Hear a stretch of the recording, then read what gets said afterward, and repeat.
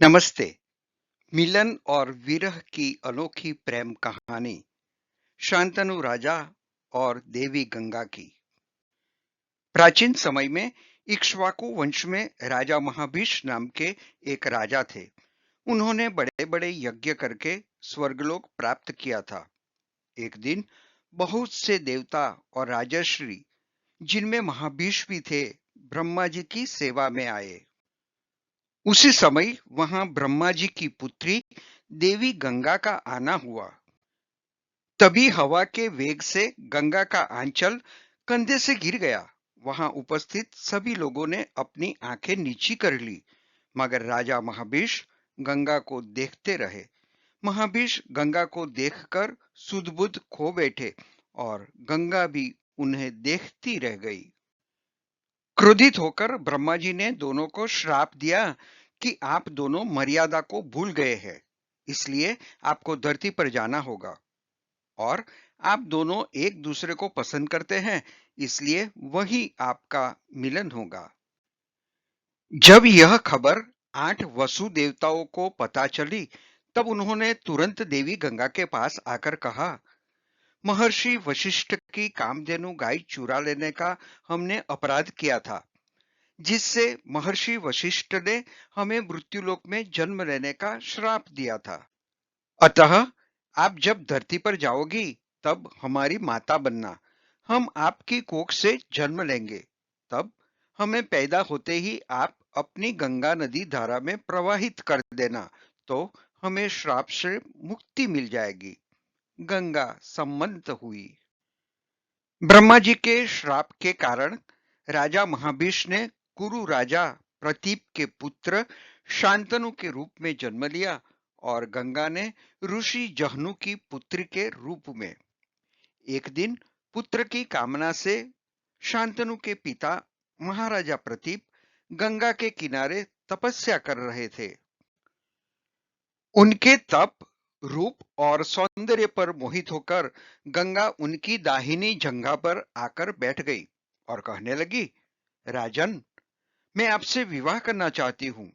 मैं जहनु ऋषि की पुत्री गंगा हूँ। इस पर राजा प्रतीप ने कहा, गंगे, तुम मेरी दाहिनी जंघा पर बैठी हो, जबकि पत्नी को तो वामांगी होना चाहिए। दाहिनी जंघा तो पुत्र का प्रतीक है।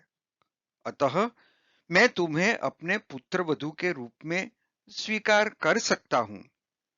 यह सुनकर गंगा वहां से चली गई। जब महाराज प्रतीप को पुत्र की प्राप्ति हुई, तो उन्होंने उसका नाम शांतनु रखा। एक बार राजा शांतनु शिकार खेलते खेलते गंगा नदी के तट पर आए। यहाँ उन्होंने एक परम सुंदर स्त्री, जो देवी गंगा ही थी, उसको देखा। उसे देखते ही शांतनु उस पर मोहित हो गए।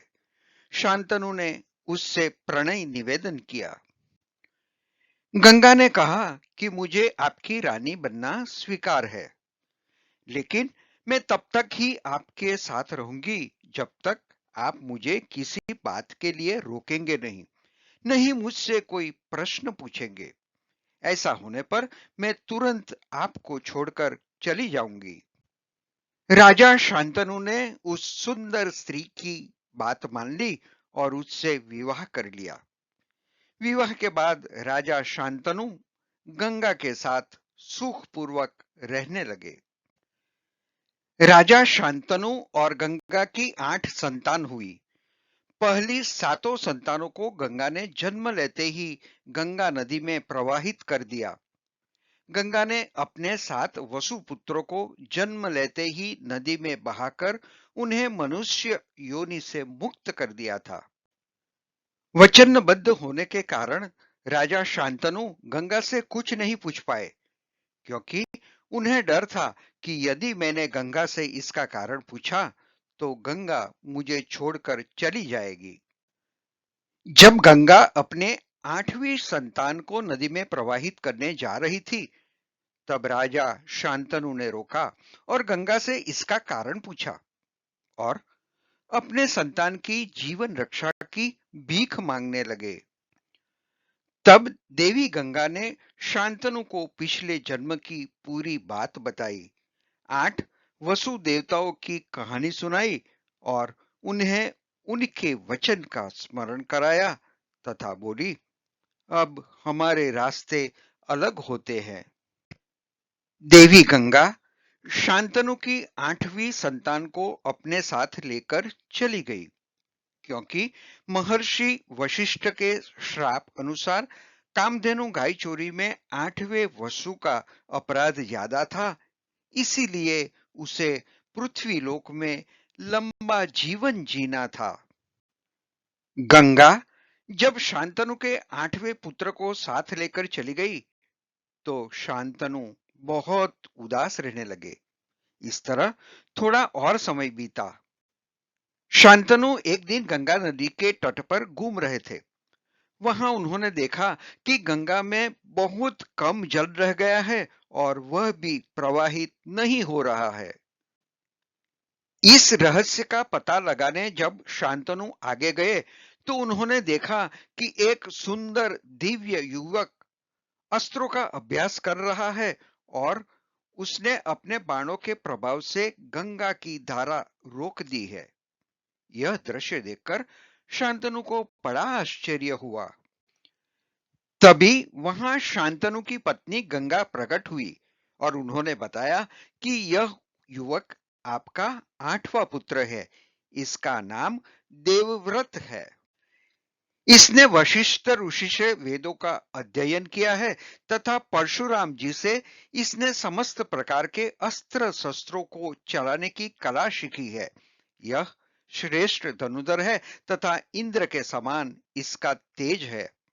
ऐसा कहकर गंगा ने देवव्रत को अपने पिता शांतनु के हवाले कर दिया और वह चली गई।